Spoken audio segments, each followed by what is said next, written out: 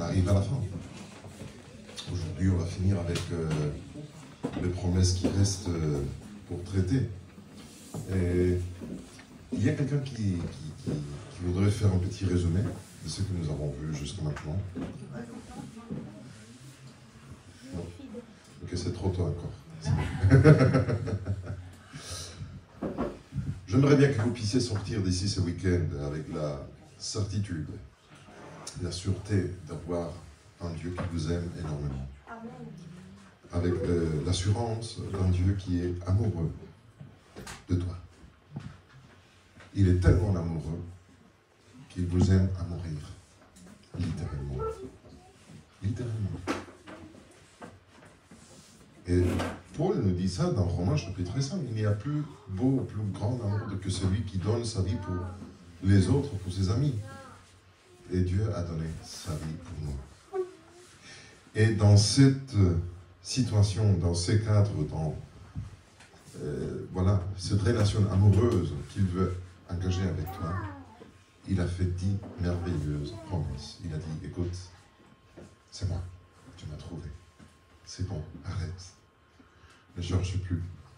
Reste avec moi. Je m'engage, je te promets que je serai fidèle toujours à toi. Et tu seras tellement heureux, heureuse, que tu n'iras nulle part ailleurs après de m'avoir retrouvé. Tu n'auras plus d'autres dieux devant moi. Plus d'accord, je vais rester à tes côtés. Plus de photos, plus des choses, de portraits qu'on met sur le placard, sur les meubles de la maison. Arrête, je serai toujours avec toi. Je protège la famille. Je prends soin de toi. Je veux te guérir. Je veux guérir notre famille et nos enfants. Je serai avec toi. Plus encore, je veux te défendre. Je suis jaloux sur ton garde de corps. Ok? Je veux te protéger. Je suis vraiment préoccupé pour toi. Je t'aime énormément. Plus encore. Dites-moi qu'est-ce que tu veux. Avant même que tu ouvres ta bouche, je vais toujours répondre. Je te promets que tu n'utiliseras jamais mon nom. Enfin, je vais toujours répondre. Mon portable ne sera jamais occupé pour toi. Je vais toujours répondre. Plus encore, je veux cultiver cette relation avec toi. Je bloquais. Je suis le Dieu de l'univers, le roi des rois, le plus important dans tout l'univers. Tout ce que vous pouvez voir dans les télescopes, c'est à moi. Mais malgré tout ça, malgré ce que les gens peuvent penser, j'ai bloqué un jour chaque semaine que pour toi. Et ce jour, je le crée pour toi, à cause de toi, parce que je veux passer cette journée avec toi. Je veux que notre relation s'approfondisse, grandisse ensemble. S'il te plaît, souviens-toi de force là aussi. Plus encore, puisque tu vas faire partie dorénavant de ma famille, de la royauté. T'inquiète pas. Je sais que parfois ça fait peur, mais je veux faire de façon que tu vas réagir correctement. Je vais t'enseigner, je vais t'apprendre comment faire les choses, au point que tout le monde sera fier de dire, voilà, je connais cette personne. Tu honoreras tes parents, ils seront honorés avec toi. Ils vont dire, je suis fier, c'est mon fils, c'est ma fille. Alors, tu vois, je suis le père, je suis la mère. Tout le monde sera fier de dire, je connais cette personne. Tu honoreras tes parents. Je m'engage que tu arriveras à le faire. Je te promets. Tu agiras d'une façon que tout le monde va dire, waouh, c'est une référence. Plus encore, puisque je t'aime tellement, je suis le premier intéressé à que ça arrive. Je veux m'occuper de prolonger ta vie le plus possible dans les moyens que je comprends qu'il faut.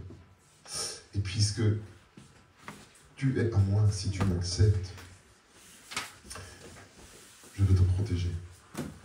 Toute cette vie que tu as eue jusqu'à maintenant, de te bagarrer avec tout le monde, de te battre, et de tuer parfois, littéralement, et dans d'autres moments, tu es avec ta langue, avec des paroles. Arrête. C'est à moi de te protéger. Je te promets que dorénavant, tu ne tueras point. D'aucune manière, ni physique, ni symbolique. Arrête. Relaxe-toi. Trouve ta paix. Je suis avec toi. Plus encore.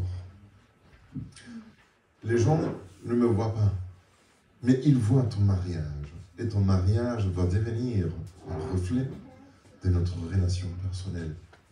Je te promets que tu auras un foyer tellement heureux que tout ce que pour les autres c'est normal, pour toi, ça ne va pas même passer dans ta tête, dans ton pensée. Tu ne commettras point d'adultère, même pas du tout dans tes pensées. Tu vas trouver le bonheur dans chez toi. Si vous m'acceptez, les deux, bien sûr.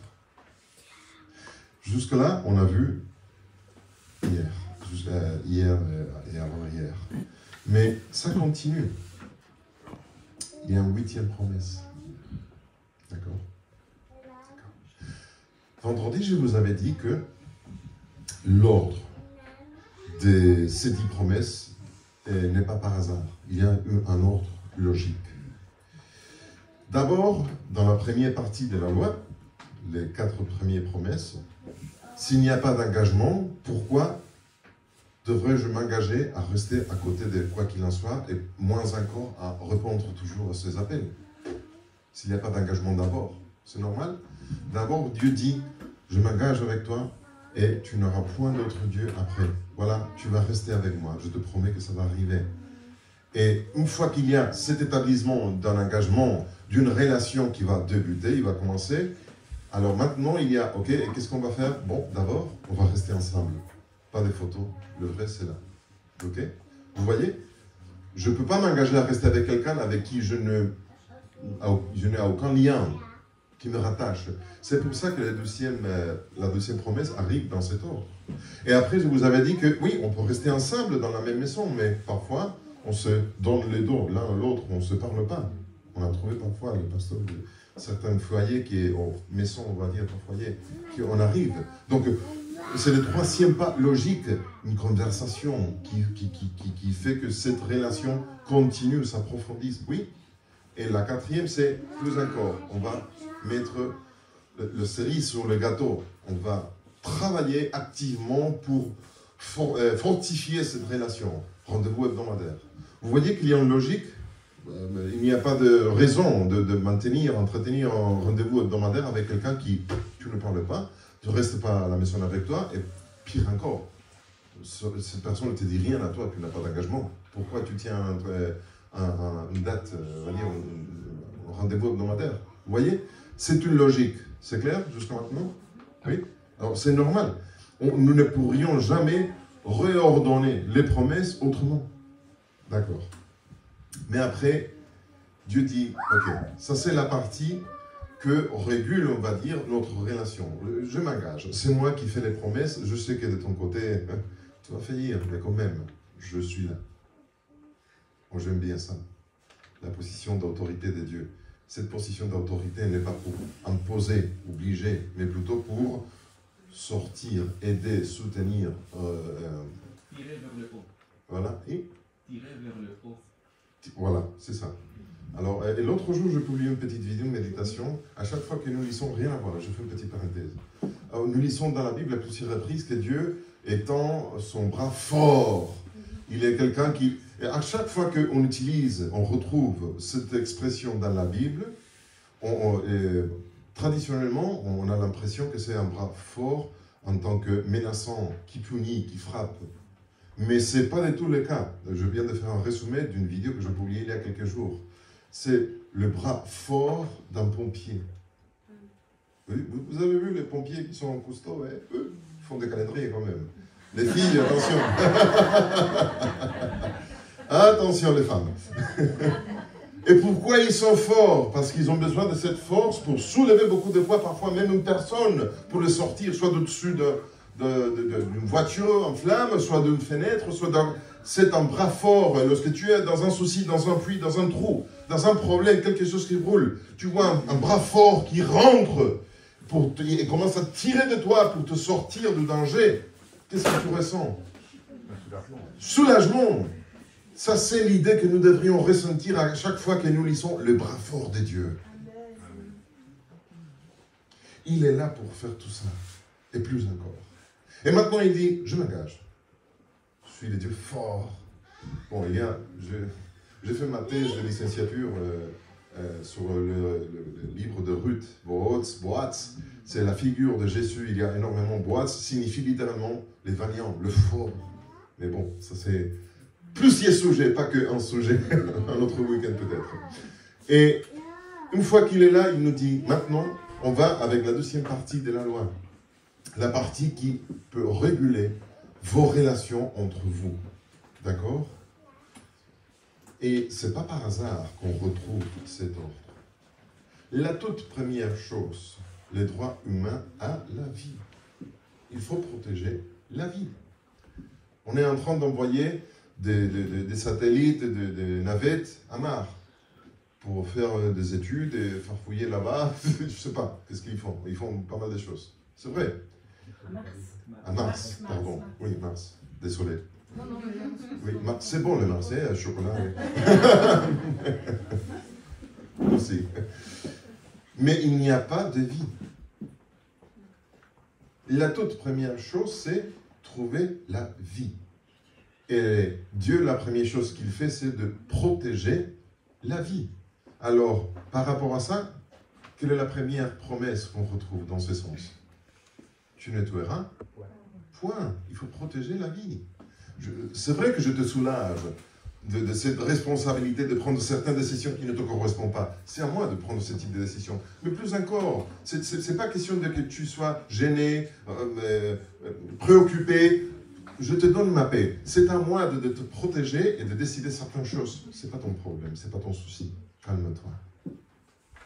Mais je veux protéger aussi la vie des autres parce que mon jugement, je vous assure, n'est pas le meilleur. Alors je peux décider à tort. Et tu dis, laisse-moi faire. Je veux protéger la vie. Et une fois qu'on a la vie protégée, qu'est-ce que c'est le suivant pas? La paix? Ne pas dérober. Mais non, la vie. Une fois qu'on trouve la vie doit se multiplier, doit se propager, doit pas seulement se protéger, mais aussi se multiplier. C'est la deuxième chose que Dieu a fait à la création. Il a appelé les choses à la vie, et après, une fois que les choses ont été créées, il a dit, fructifiez et multipliez-vous. Et la suivante promesse, c'est par rapport à quoi? À la famille. L'endroit où la vie se multiplie. Vous voyez? C'est la suivante promesse. On a la vie. Maintenant qu'on a la vie, il faut protéger la cellule base de tout système vivant. Quelle est la cellule base de tout système de vie qui existe? La famille. Les troupeaux, les couples, appelez ça comme vous voulez. Une fois qu'il y a vie, il faut qu'il y ait des familles ou des choses qui ressemblent. Dans la nature, il y a des troupeaux, il y a des... je ne sais pas, des familles.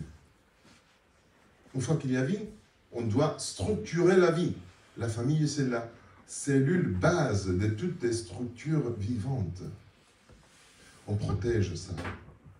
Et maintenant qu'on a la cellule plus basique de vie protégée, après la vie même, en elle-même, qu'est-ce qu'il faut faire? Ok, on a la vie sur Terre, et maintenant on a les cellules bases, que sont les familles.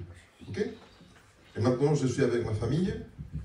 Qu'est-ce que c'est la toute première chose que j'entends dire à mes enfants lorsqu'ils se réveillent? À part de c'est trop tôt. Je faim. Je faim. Pas même bonjour. Je faim. Il faut maintenir la famille. Vous voyez, il y a on ne peut pas maintenir une famille s'il n'y a pas de famille. On ne peut pas avoir de famille s'il n'y a pas de vie. À Mars, il n'y a pas de famille parce qu'il n'y a rien qui soit vivant. Vous voyez l'ordre? C'est logique. Maintenant, c'est le besoin basique. Manger, s'habiller. Alors, il faut procurer pour la famille, n'est-ce pas? Et c'est dans ces cas que dit, je sais, on a protégé la vie, on vient de protéger les structures de vie que c'est la famille. Maintenant, la suivante préoccupation, je ne te laisse pas tomber non plus. Je sais que tu as des besoins. On doit entretenir la famille, on doit maintenir, tu dois nourrir tes enfants, tu dois t'habiller, tu dois bosser, tu dois travailler, mais parfois, non, tu n'es pas seul dans ça. Je te protège. Je te promets que dorénavant, tu ne déroberas point. Vous voyez pourquoi la 8e promesse se retrouve précisément là-bas? Parce que il y a des gens qui disent, mais il faut que je trouve le moyen, je n'ai pas de boulot, je n'ai pas de... Et comme ça, ils justifient. Je ne vais pas maintenant rentrer dans des détails qui sont compliqués. Mais voilà, on a besoin d'eux. Et de rober parfois n'est pas seulement qu'aller et de rober, braquer une banque, ou prendre des choses au magasin. Parfois, c'est aussi de tricher dans les business. Hein? Ou tricher avec les impôts. Hein? Je n'ai rien dit. Mais c'est dérober. Parce que je veux un peu plus d'argent, parce que je veux voilà, m'assurer que ma famille puisse avoir tous ses besoins satisfaits. Et Dieu dit, t'inquiète pas.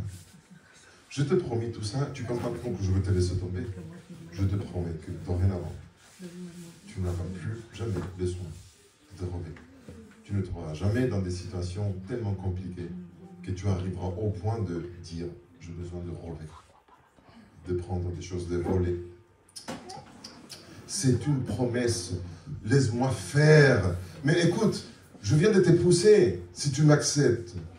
Alors, à chaque fois que j'arrive ici, je commence à dire, à rappeler de différentes promesses que vous connaissez par cœur. Vous connaissez les psaumes 37, 25. Depuis ma jeunesse jusqu'à mon âge avancé, jamais je n'ai vu celui qui est juste être abandonné, ni ses descendants mendier leur pain. Bible de semeur, c'est la version différente. Jamais je n'ai vu personne qui est juste, qui accepte cette relation avec Dieu, être abandonné, ni mendier leur pain. Exode 19, 5, le contexte immédiat avant que Dieu commence à prononcer les 10 vœux de mariage. Vous serez pour moi mon peuple précieux. Vous êtes mon petit trésor. Vous êtes mon trésor. Okay. Parmi tous... Mais c'est ça. On est à lui. Nous sommes à lui. Vous êtes parmi tous les peuples, en trésor parmi tous les peuples. Bien que toute la terre m'appartienne, n'oublie jamais ça. Toute la terre m'appartient. C'est à moi.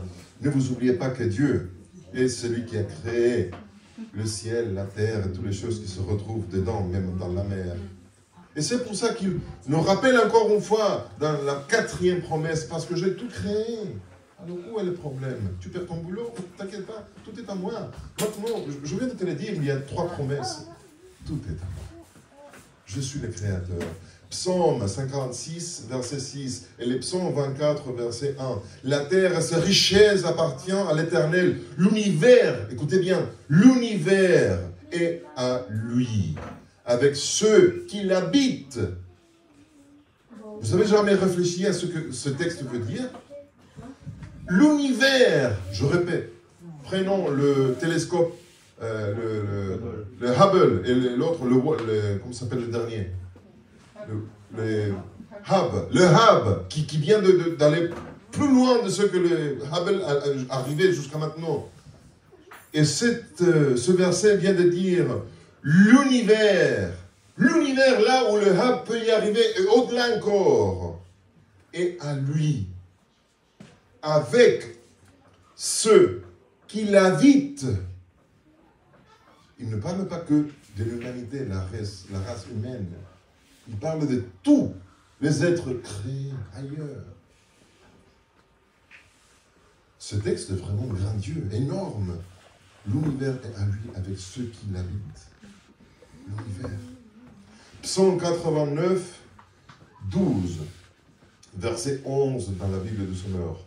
À toi appartient le ciel et à toi la terre, le monde avec tout ce qui s'y trouve. C'est toi qui les as fondés. Agé 2, 8. C'est à moi qu'appartient tout l'argent, tout l'or. Voilà ce que déclare le Seigneur des armées célestes. Tout est à lui. Alors, pourquoi se méfier de l'être le plus riche de tout l'univers? Pas de la terre, de tout l'univers. Pourquoi se méfier de lui? Pourrons-nous lui faire confiance qu'il est capable vraiment d'accomplir cette promesse? Je te promets que dorénavant, plus besoin de voler. Tu es riche. Parce que tout ce qui est à moi Et tout aussi.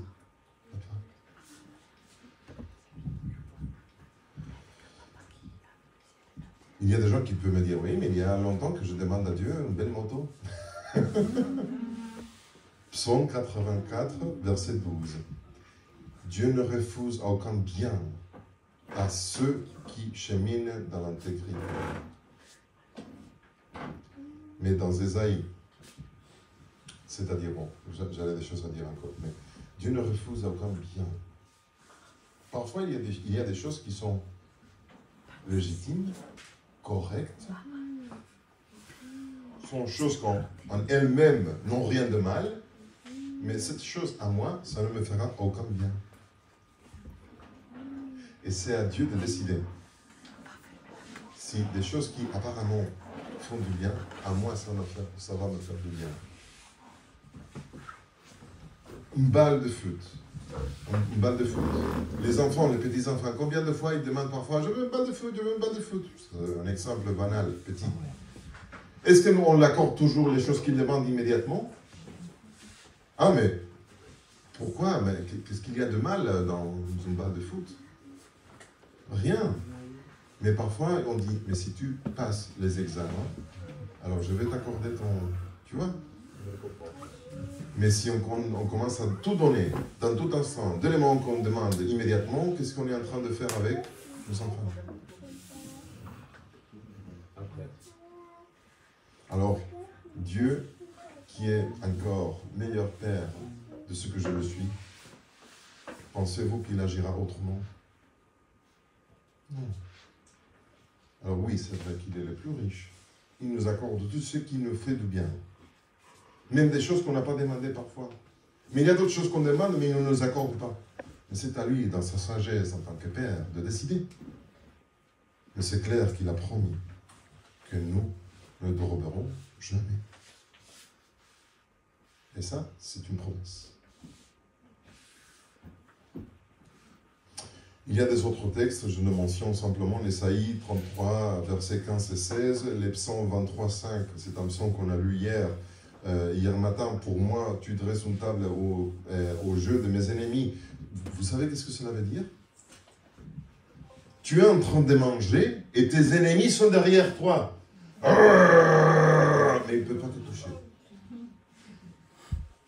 Est-ce que c'est agréable de manger à table avec quelqu'un qui est en train de grogner, je sais pas. Non, mais Dieu dit, arrête.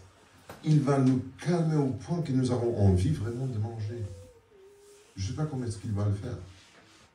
Même si nous sommes devant nos ennemis, nous serons en calme. Qui nous donne cette paix? Jésus nous la donne. Hier, je vous l'avais dit. Je vous donne ma paix. Calmez-vous, reposez-vous. Pas de souci. Il y a pas mal d'autres choses. Mais je vous pose une question. Maintenant, un exemple. Bon, puisque maintenant on a... Bon, maintenant il y a 6 ans déjà, je pense j'ai perdu le compte. Un nouveau roi en Espagne, Philippe VI. Ok? Que par ailleurs, il s'est marié avec une journaliste. Ok? Laetitia. Mais si on commence à farfouiller, il y a toujours des aventes passées qui sont dans la noblesse. Donc, bien sûr, quelque part, elle sera restaurée en tant que duchesse, marquise, ou je sais pas.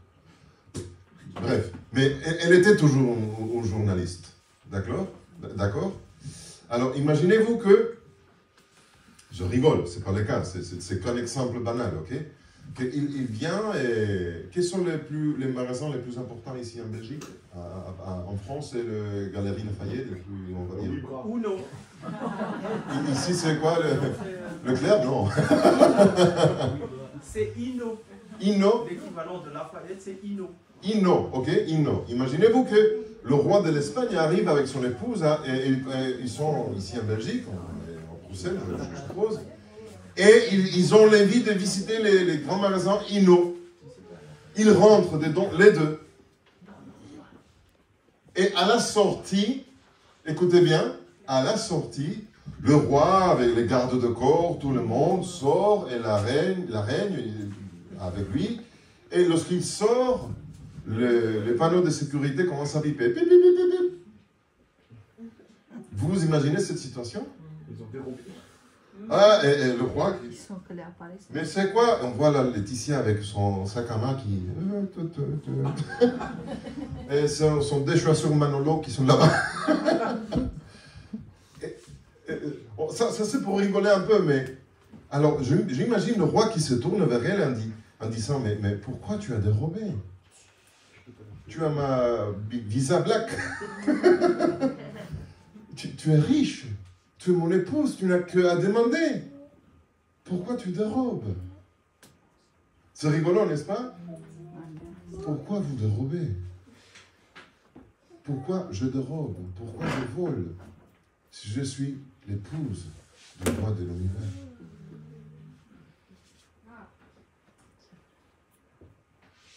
Je n'ai pas besoin. Je n'ai que à demander. Une autre chose, c'est si ça convient ou pas.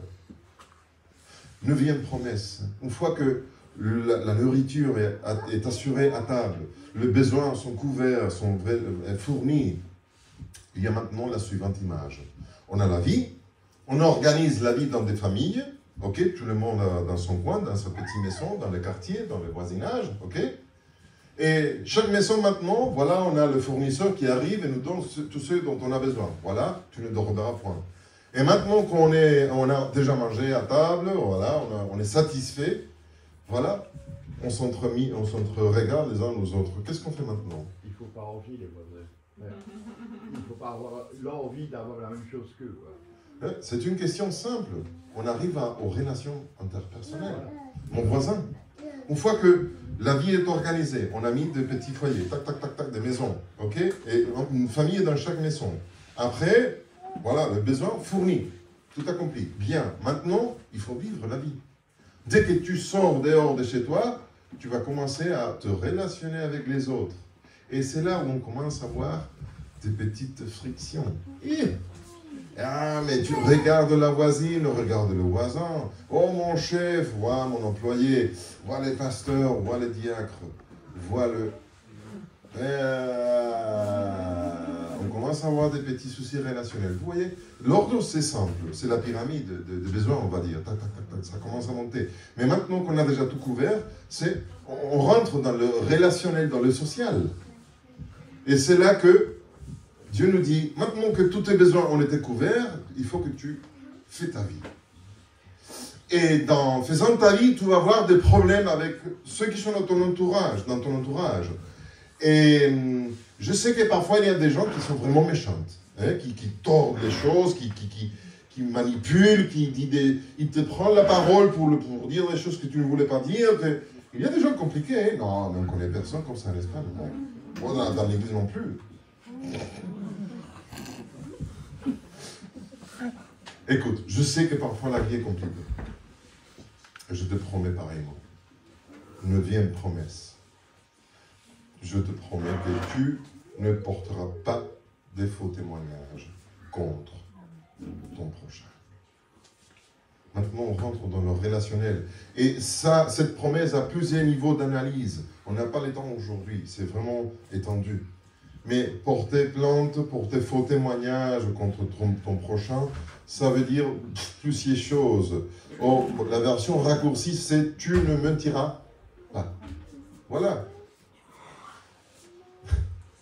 Je vais raccourcir encore plus, parce que sinon, nous manquons encore la 10e. C'est vraiment compliqué lorsque les gens commencent à t'attaquer. Avez-vous jamais suivi des attaques personnelles, verbales, ou parfois de quelqu'un qui a dit des choses qui ne sont pas vraies, qui sont fausses de vous? Et les gens viennent vers vous, mais il a dit ça et tu n'as aucun moyen de démontrer le contraire. Alors, normalement, on entend toujours, on utilise les mêmes outils contre lui. Les faire s'aiguise avec les faire. Ou s'il a dit des mensonges contre moi, je veux dire des mensonges contre lui. Alors, je veux dévirtuer, je veux l'annuler, je veux attaquer sa réputation. Pareil, bon. C'est ça ce que le monde fait. Les gens, dehors, ils font. Alors, ils payent toujours avec la même monnaie. Et Dieu dit, ne rentre pas du tout dans ce jeu, s'il te plaît. Laisse-moi faire. J'ai avec moi les meilleurs avocats. Hein? Oui, il veut continuer, vas-y, laisse-lui faire déposer plainte, allons-y devant le juge. Par ailleurs, je suis le juge et je suis l'avocat. Pourquoi commettre préjudice? Non, préjuger, c'est une chose, c'est juste préjuger. Perjure, merci. Pourquoi commettre perjure? Pourquoi? C'est à moi. Je te promets que mon bouffée d'avocat, mon service de défense légale, qui par ailleurs, les chefs s'appellent Jésus, les meilleurs avocats de l'univers, il va prendre en charge ton dossier. Tu n'as plus besoin de perjurer.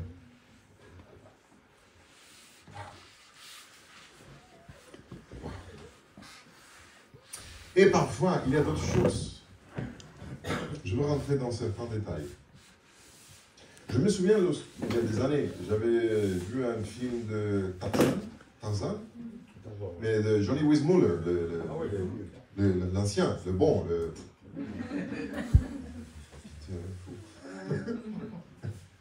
Et dans un film, il visite la ville les États-Unis, New York, je ne sais pas où. Et il a été interviewé par des hommes de la ville aux États-Unis. Et les gens lui posent des questions. Alors, comment est l'endroit où vous habitez? Il dit, ah, là-bas, les poissons sont comme ça. Et les choses sont comme...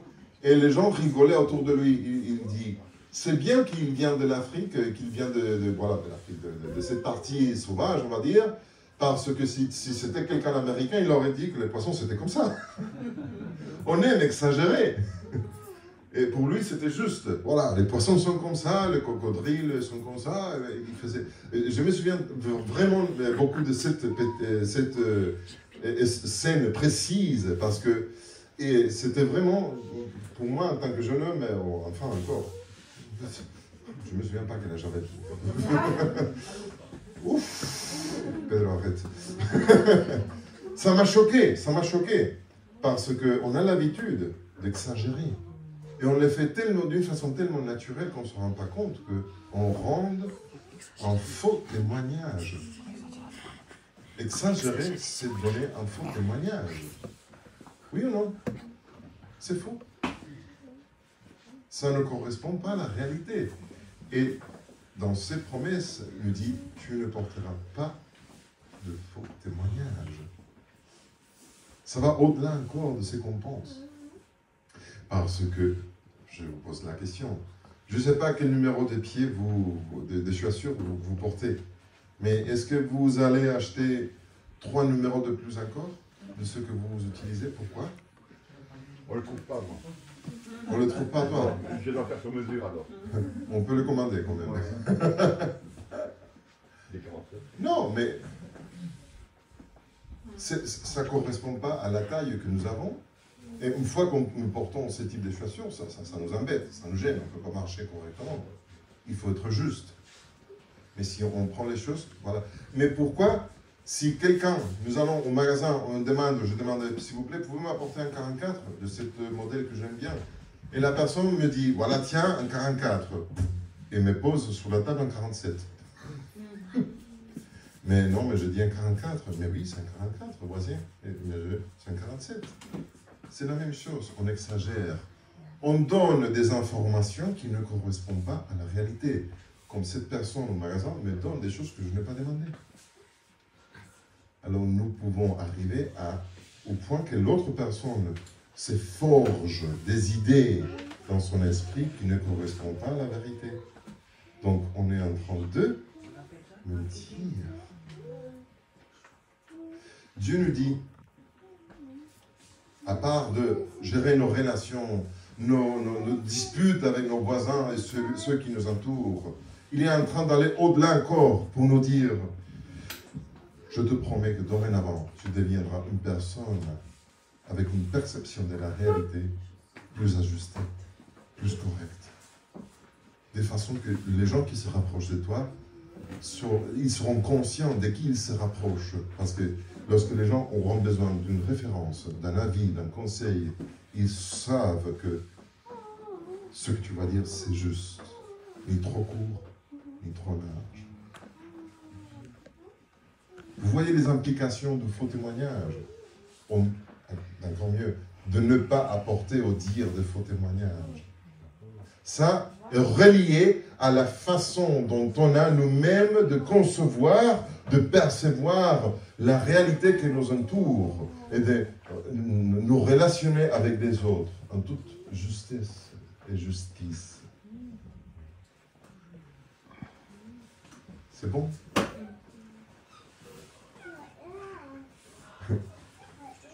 Dans le sens de la relation entre les uns avec les autres, vous pouvez lire les psaumes 35, versets 23 et 24. Nous pouvons lire « Interviens donc, oui, interviens pour défendre mon droit. Toi, mon Dieu, mon Seigneur, pour prendre la main de ma cause. Rends-moi justice, toi qui es juste, ô Éternel, mon Dieu. Empêche-le de triompher à mon sujet. C'est à Dieu de me défendre. C'est à moi de me défendre envers n'importe quel moyen. » Et dans les psaumes 103, verset 6, Dieu dit encore, l'Éternel œuvre pour la justice et il défend les droits de tous les opprimés. Dieu dit, c'est à moi de te défendre. Je suis le bon juge, je suis le bon avocat. Je peux le faire. T'inquiète pas. N'y vais pas chez l'autre avocat qui te demande de dire des mensonges. Parce qu'il y a des avocats qui demandent ça. Ah, Valérie dit oui, c'est comme ça. Et voilà. Et pas que des avocats. Bon, je ne veux pas rentrer. Hein. Il y a des autres versets qui sont vraiment reliés. Romains 12, verset 21, ne te laisse pas vaincre par le mal. Au contraire, sois vainqueur du mal par les biens. Ne réponds pas avec la même monnaie. Ne réponds pas avec les mêmes arguments. Dieu te dit, ne le fais pas. Je veux le faire pour toi. Et 1 Pierre 3,9, ne rendez pas le mal pour le mal, nul injure pour l'injure. Répondez au contraire par la bénédiction, car c'est à cela que vous avez été appelés, afin de recevoir vous-même la bénédiction. Matthieu 5, 44, aimez vos ennemis, bénissez ceux qui vous maudissent, faites du bien à ceux qui vous haïssent, et priez pour ceux qui vous maltraitent et qui vous persécutent. Galates 6, 7, Psaume 146, 16 et 7, je continue. Mais jusqu'à maintenant, on va arrêter parce qu'il nous reste encore une petite partie. C'est clair, jusqu'à maintenant? Qu'est-ce que Dieu vous a promis alors? Plein de choses. Plein de choses. Non, mais sérieusement, là, je veux vous dire ça. On dit que tu ne tueras point. C'est pas un commandement, c'est pas une interdiction. C'est une promesse. Non, c'est à moi de te déparer avec le pistolet. Tu vas... arrête. Si tu me laisses faire, je vais rendre ton mariage. Je vais protéger ta famille. Mais maintenant, mes enfants, mais tu ne voleras pas. Tu ne déroberas point. Écoute, c'est moi le roi de l'univers. Tu as besoin de quelque chose? Demande, pose la question. Maintenant, écoute, j'ai un problème avec mon chef. J'ai un problème avec... Attends. Bénis tes ennemis. Ne réponds pas avec la même monnaie, avec les mêmes arguments. C'est à moi. Tu ne mentiras point. Tu ne diras pas de ragots des mensonges. Tu n'exagéreras point non plus. Et tu as un problème légal entre guillemets, peut-être. Laisse-moi faire. Je me charge de tes affaires. C'est à moi de défendre ta réputation et de démontrer à tout le monde s'il a tort ou pas. Je veux le faire. Et par ailleurs, on a les meilleurs avocats. Mais il continue encore avec une promesse qui va au-delà. La 10e promesse. Pour moi, c'est une promesse spéciale, vraiment spéciale. C'est la dernière, mais n'est pas du tout la moins importante. Pourquoi? Bon, ici le texte dit dans Exode 20, verset 17, « Tu ne convoiteras pas. » Après, il y a une liste des choses. La maison, la femme, la voiture, le foyer, l'ordinateur, le portable, la moto. Tu ne convoiteras point. Je ne sais pas si vous n'avez jamais fait attention, mais jusqu'à maintenant, toutes les promesses étaient reliées à des faits constatables, des choses qu'on peut voir, écouter et vérifier. La vie est constatable, on peut la voir, on peut la vérifier. C'est la première chose que font les assistants médicaux qui arrivent avec l'ambulance, les ambulanciers qui arrivent, il est vivant ou il est mort, on le voit. L'infidélité dans les mariages, on essaye de la cacher, mais à la fin, on la voit. On la voit. Au moins, il y a toujours une personne qui sait que je suis en train de tromper mon épouse. Et c'est la personne avec qui je trompe mon épouse. Donc, il y a toujours une tierce personne qui est conscient, au courant de mes tromperies. Je ne le fais pas, hein, c'est... Mais vous voyez ce que je veux dire? Voler, on essaie que les caméras du magasin ne nous enregistrent pas en train de voler. Mais il y a toujours la constatation, hop, il y a quelque chose qui manque ici. Waouh, on vient d'être volé. On peut constater qu'on a été volé. Pour mentir, pour dire des mensonges, il y a toujours au moins besoin d'une deuxième personne. J'ai besoin d'une personne, un interlocuteur pour mentir. Ce sont des choses qu'on dit, on voit. Tout est externe. C'est clair? Mais il y a encore un petit coin dans l'univers que personne ne peut voir. Sauf Dieu. C'est quoi? Voilà le cœur. Ou l'esprit. D'accord? Pour les Hébreux, le cœur, c'est la base des émotions, mais c'est l'esprit. C'est la même chose. C'est synonyme. La Bible nous parle du cœur, mais pas parce que c'est indépendant, mais c'est toujours la même chose. Ce que tu penses, personne ne peut le voir. Seulement toi et Dieu. Alors, il y a encore un petit coin caché que personne ne le voit. Seulement toi. Et c'est là où Dieu rentre et dit, je viens de faire toute une batterie de promesses. J'espère que tu m'acceptes.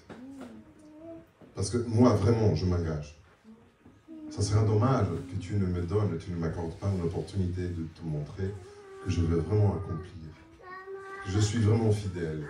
Je veux rester toujours à tes côtés. Laisse-moi, accorde-moi cette opportunité.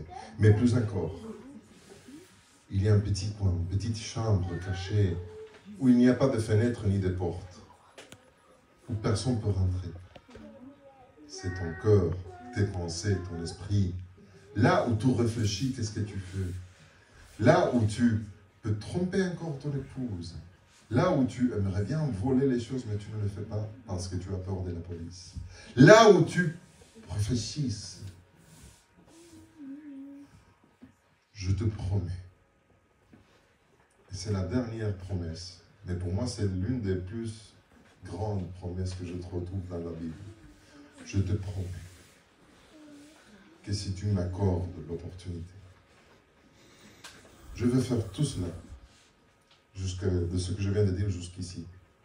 Et je vais faire plus encore. Je vais t'accorder une paix que personne ne pourra jamais comprendre. Je vais t'accorder une sérénité au-delà de toute compréhension humaine. Tu seras tellement heureux, tu seras tellement heureuse avec moi, avec ta famille, avec tes voisins, malgré tout ce qu'ils puissent dire, que même dans ton cœur, dans tes pensées, tu n'arriveras jamais à dire quand même, ah, mais je suis malheureux parce que il est dans une situation meilleure que la mienne. Je vais satisfaire tellement tes besoins physiques, émotionnels, spirituels, que même dans la chambre la plus cachée du monde, celle qui n'a pas de fenêtre ni de porte, où personne ne peut rentrer, là où tu cuisines toutes tes pensées, tu trouveras aussi la paix et la satisfaction de tout ce que tu es dans la vie. Et c'est là maintenant où je suis sûr, ou presque sûr, chacun de vous vient de se confronter avec une réalité qui est un peu différente. Parce que ici, nous respectons les sabbats, nous ne dérobons pas, nous nettoyons pour son, mais et à l'intérieur, est-ce que nous sommes vraiment en paix? Et c'est là où Dieu te dit, je te promets que dorénavant, tu seras tellement heureuse, que tu ne vas pas même penser aux autres pour voir qu'est-ce qui s'y passe. Tu ne convoiteras pas du tout, ni la maison de ton prochain, ni sa femme, ni son serviteur, ni sa machine, ni sa tondeuse, ni sa cuisine, je sais pas. Mettez là ce que vous voulez. Rien qui appartienne à quelqu'un d'autre. Parce que tu seras vraiment convaincu que ta vie est la meilleure, que tu ne pourras jamais la meilleure. C'est une promesse. Dieu te fait cette promesse à toi aujourd'hui. Pourquoi nous jetons un coup d'œil chez les voisins? Parce qu'on n'est pas content de ce que nous avons. Et Dieu dit, mais c'est pas ça.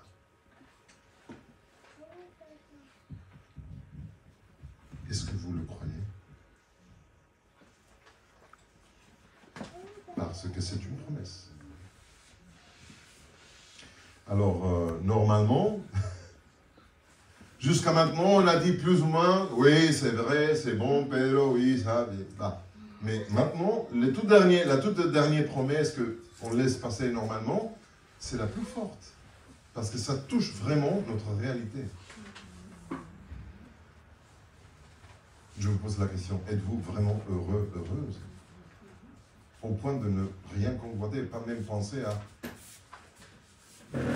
Je vous avoue, j'ai un bout de chemin encore à faire, moi. Mais j'y travaille.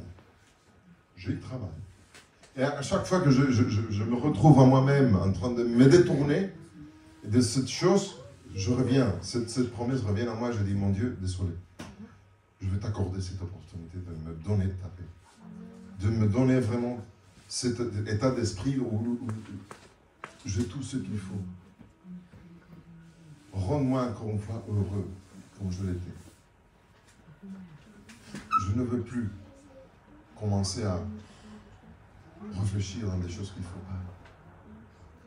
Remplis cette chambre cachée avec ta paix, ta présence.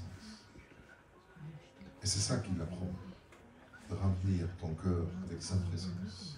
De jeter dehors, chasser dehors tout ce qui ne convient pas. Ici, on l'appelle convoitise. Oui, convoitise. Il dit non. Parce qu'on essaie de remplir ce vide avec des choses. Il y a des gens qui ont beaucoup de choses, ils continuent à acheter des choses. Une voiture, après une voiture plus grande, plus large, une maison plus grande, plus large. Et on continue, et le vide est toujours là. Et finalement, on ne peut plus continuer à acheter des voitures plus grandes encore. Nous manque de l'argent. Et on commence à convoiter. Le problème de base, c'est un trou, ici. Et Dieu te dit, je veux le remplir. Laisse-moi faire. Laisse-moi faire. Dieu vous a promis de faire ceci. Et c'est une promesse merveilleuse. Il y a pas mal de textes qui confirment tout ça. Et je vous laisse les références. 1 Corinthiens, chapitre 2, verset 11. Quel être humain peut savoir ce qui se passe dans un autre homme? Seul l'esprit de cet homme de cet homme en lui sait. Seulement moi je le sais. De même, nul ne peut connaître ce qui est en Dieu. Si c'est que l'esprit de Dieu. Alors Jérémie 17, 10 dit, moi l'Éternel, moi je sonde le cœur, j'escrute les tréfonds de l'être pour donner à chacun ce que lui auront valu sa conduite et les effets de ses agissements. Psaume 139, 4, voilà, c'est Dieu qui est toujours en train de chercher, d'analyser ce que je pense et qu'il y a dans mon cœur, dans ma tête, mon esprit. Bien avant qu'un mot vienne sur mes lèvres, l'Éternel, tu sais déjà tout ce que je vais dire. Voilà. On retrouve toutes les promesses encore une fois dans les autres promesses. Ici, c'est la troisième promesse qu'on la retrouve encore une fois. Même avant que j'arrive à exprimer parfois un souhait, un désir, quelque chose qu'il y a dedans. Et parfois, je n'arrive pas même à prononcer les mots parce que j'ai quelque chose, je ressens quelque chose et je ne sais pas comment même l'exprimer. Ça nous arrive parfois. Vous avez un ressenti et qu'est-ce qui se passe? Votre conjoint, votre époux, votre épouse, tu fais la tête bizarre, qu'est-ce qui se passe? Et tu... Rien, non, il ne se passe rien, ouais, tout va bien. Mais non, rien va bien. Sauf que toi-même, tu n'es pas capable même d'identifier qu'est-ce qui se passe dedans. Et tu ne trouves pas les mots humains pour le définir. Et Dieu dit, bien avant qu'un mot vienne sur tes lèvres, je sais déjà qu'est-ce qui se passe dans ton cœur. Je connais. Je suis au courant. Laisse-moi faire. Laisse-moi agir. Tu ne convoiteras point rien d'autre chose. Parce que tout est besoin, tout est désir, toutes les choses qu'il y a dedans de toi, tout sera satisfait énormément. Bon, on va finir avec notre texte. Bon, je vous donne un petit devoir, un petit travail à faire à la maison. Psaume 73. Psaume 73. Lisez les psaumes chez vous. Psaume 73. 73, 73, 7, 3. C'est bon. C'est lui qui vient après les 72 et 74. C'est au milieu.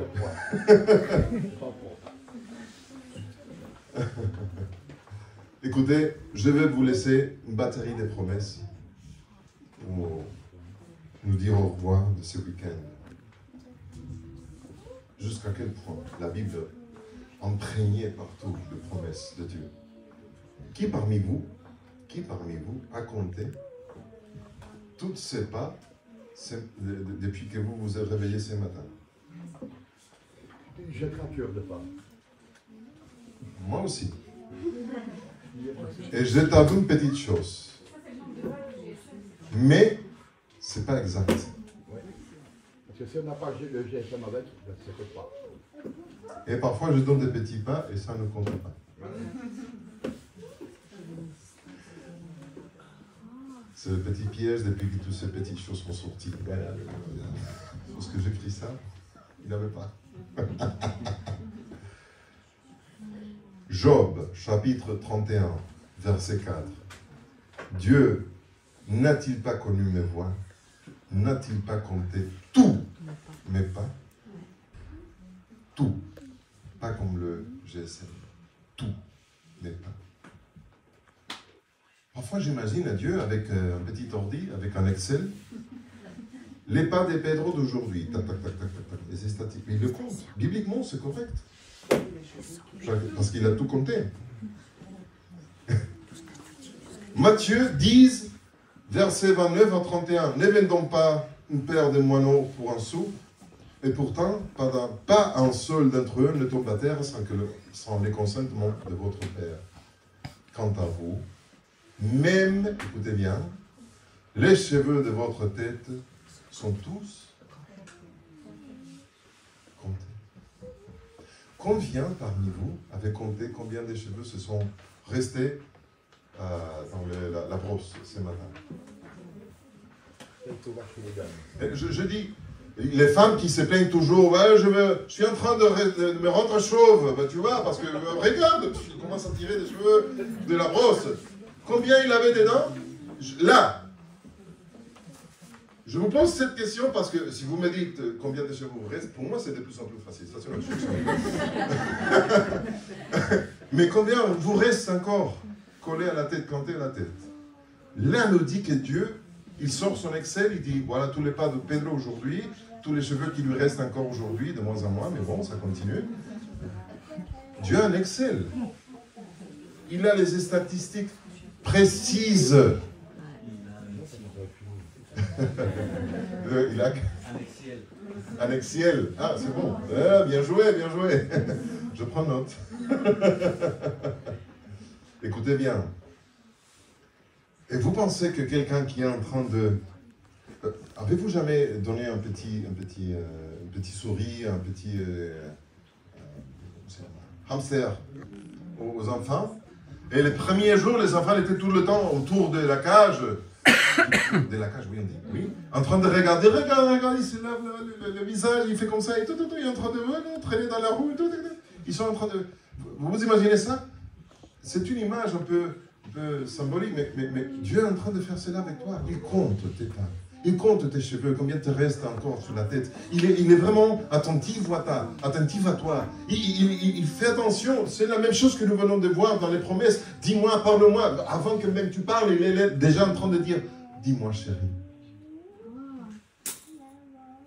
Et vous pensez qu'un Dieu qui agit comme ça, et qu'on voit ça partout dans la Bible, c'est un Dieu qui se fâche facilement avec toi. Qui devient irascible avec un claque de doigts? C'est une image trompeuse. Ce n'est pas l'image que je retrouve de Dieu. Pas seulement dans Exode 20, mais partout dans la Bible. Ça, c'est le Dieu que nous voyons. Jean 2, 25. Jean 2, 25. En effet, il n'avait pas besoin qu'on le renseigne sur les hommes, car il connaissait le fond de leur cœur. 10e promesse, on le retrouve dans Jean chapitre 2, verset 25. Dieu, Jésus connaissait déjà qu'est-ce qu'il y a dedans de cette petite chambre, sans fenêtre, sans porte, dans chaque être humain. Je sais qu'est-ce qu'il y a dedans de chacun de nous. C'est ça ce que Dieu est en train de nous dire, de Jésus. Et en train de nous dire, en effet, Jésus n'avait pas besoin qu'on le renseigne sur personne, car il savait déjà qu'est-ce qu'il y a dans cette petite chambre. Et Jésus, même savant qu'est-ce qui se passe dans le cœur de chacun, il était tellement plein d'amour, et il est tellement plein d'amour qu'il dit, accompagnez-moi, on va tout parler. On va faire une petite balade sur la plage. Hein, viens avec moi. Et c'est ça ce qu'il faisait. Pedro, André, venez avec moi. Je vais vous enseigner un autre métier. Viens. Il était toujours en train d'inviter, et il est encore aujourd'hui toujours en train de nous inviter à marcher avec lui. Et à nous faire des promesses, encore et encore. C'est un Dieu merveilleux. Hébreux 4,16, approchons-nous donc du trône de Dieu, du trône de la grâce, avec une pleine assurance. Je souligne certains mots parce qu'on le lit tellement vite. Approchons-nous avec une pleine, absolue assurance. Là, Dieu nous accordera sa bonté et nous donnera sa grâce pour que nous soyons secourus au bon moment. Ah, c'est parti de au bon moment, nous ne l'aimons pas. On demande à Dieu parfois certaines choses, mais on ne le voit pas. Ce n'est pas le bon moment. On doit discuter avec lui. Approchons-nous à lui avec assurance pleine. Matthieu 21, 22. Si vous priez avec foi, tout ce que vous demanderez, vous l'obtiendrez. Parfois, on l'obtient en silence.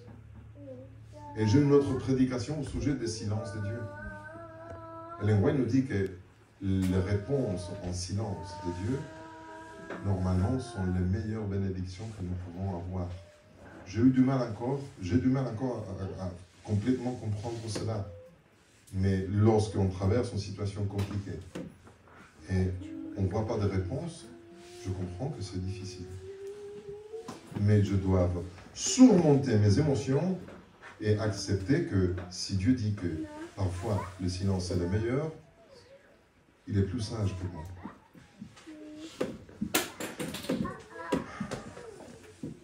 Jean 14, 13, et quoi qu'il en soit que vous demandiez mon nom, je le réaliserai pour la gloire de mon Père et qu'il soit manifesté en moi. Jean 16, 24, jusqu'au présent, vous n'avez rien demandé à mon nom. Demandez, vous recevrez. Peut-être pas ce que vous demandez exactement, mais je sais qu'est-ce que vous vraiment avez besoin d'eux, de le donner. En Thessaloniciens 5, 17, priez sans cesse. En Jean 3, 22, il nous donne, écoutez bien ce verset, en Jean chapitre 3, verset 22, il nous donne ce que nous lui demandons parce que nous obéissons à ses et nous faisons ce que lui voulait. Il faut relire ce verset maintenant que nous avons fini de revoir les 10 promesses. Je veux le reformuler. Il nous donne ce que nous lui demandons parce que nous croyons à ses promesses. Il t'a dit, fais-moi confiance, je veux prendre soin de cette situation. Alors si je crois qu'en effet il va agir comme il l'a promis, je laisse tomber, je relâche. Sinon, je désobéis, je commence à faire ce que je veux et je n'attends pas qu'il réponde à ma place. Vous voyez où se retrouve l'erreur? Et ça, c'est ça ce que veut dire obéir à ses commandements. Obéir à ses commandements, c'est dire, écoute, je veux le faire pour toi, laisse-moi, ne lève pas la vaisselle, je veux le faire. Et au final, je dis, bon, je veux le faire quand même. Mais je t'ai promis que je ferais la vaisselle. Pourquoi tu commences à laver la vaisselle? Je t'avais promis que j'allais le faire. Alors, c'est pas un commandement, je t'interdis de laver la vaisselle. Non, il nous a fait une promesse, je vais laver la vaisselle. Pourquoi tu te méfies de moi? Et ça, lorsque je dis, ok, vas-y, tu vas faire la vaisselle, je vais me laver. Et Dieu, il est rempli de joie en disant, voilà, quelqu'un qui me fait vraiment confiance. N'est-ce pas? Lorsqu'un enfant vous croit, vous fait confiance en tant que parent, comment est-ce que vous vous ressentez? Avec joie. Voilà. Et c'est pour ça que nous faisons ce que lui plaît. Parce que nous lui faisons confiance. Il n'y a rien d'autre chose dans l'univers qui puisse lui faire plus de plaisir qu'un enfant qui lui fait confiance. C'est ça ce que veut dire en Jean chapitre 3, verset 22. Il nous donne ce que nous lui demandons parce que nous obéissons à ses commandements. Parce que nous croyons à ses promesses et que nous lui faisons confiance. Et ça lui plaît énormément. Dieu connaît chacun de vos problèmes. Dieu connaît chacun de vos besoins. Dieu connaît chacune de vos angoisses. Il y a des gens ici qui dissimulent très bien son angoisse. Félicitations. Mais ça ne peut pas tenir beaucoup de temps. Dieu connaît chacun de vos péchés, de vos erreurs, de vos méfiances. Et il sait aussi comment cela vous tourmente parfois. Il y a des situations que vous n'êtes pas du tout capable d'abandonner et de laisser tomber. Que vous luttez dans votre intérieur, je vais arrêter ça, je veux faire ça, je ne veux plus faire cela. Et vous retombez encore une fois. Et ça vous angoisse. Dieu le voit. Dieu le sait. Dieu le connaît. Dieu connaît vos pleurs secrets. Des larmes que personne ne voit. Dieu attend que vous demandiez de l'aide, au secours, pour vous aider. Il est prêt à vous aider. Il a hâte de vous aider. Mais il ne peut pas le faire si vous n'allez envers lui. Si vous n'allez pas envers lui, désolé. Il faut que vous lui demandiez des choses. Sinon, il ne peut pas agir dans votre vie. Dieu ne peut pas intervenir dans la vie des personnes si nous ne lui accordons pas de l'autorisation. Et la seule façon de lui accorder une autorisation pour agir dans notre vie, c'est de demander au secours. Je ne peux plus. Prier. Parce que Dieu n'est pas du tout un dictateur. Parlez-lui aujourd'hui. Dites-lui, oui, j'accepte tes promesses. Pas seulement les 10 promesses, mais toutes les promesses qu'on retrouve dans la Bible. Et il y a énormément de promesses dans la Bible. Et c'est comme ça que vous allez... Il y a d'autres textes. Dans Hébreux, chapitre 3, verset 14 et 15, et chapitre 4, verset 14. Je le dis parce que je vois qu'il y a quelqu'un en train d'enregistrer. Alors, je veux dire, car nous sommes devenus participants du Christ. Pour vous, que nous retenions fermement jusqu'à la fin l'assurance que nous avions au commencement. Pendant qu'il est dit, aujourd'hui, si vous entendez sa voix, n'endurcissez pas vos cœurs. Comme lors de la révolte. Et quelle révolte? De quelle révolte nous parle Paul ici? Celle du Sinaï. Juste après, les 10 promesses. Ne faites pas la même chose. Acceptez les mêmes promesses qu'il avait faites. Ainsi, puisque nous avons un grand souverain sacrificateur qui a traversé les cieux, Jésus, le Fils de Dieu, demeurons fermes dans la foi, dans cette confiance que nous lui professons. Restez, faites-lui confiance. N'abandonnez pas. Il va vous écouter. Il va vous bénir encore plus et au-delà de ce que vous y pensez. Que Dieu vous bénisse. Amen.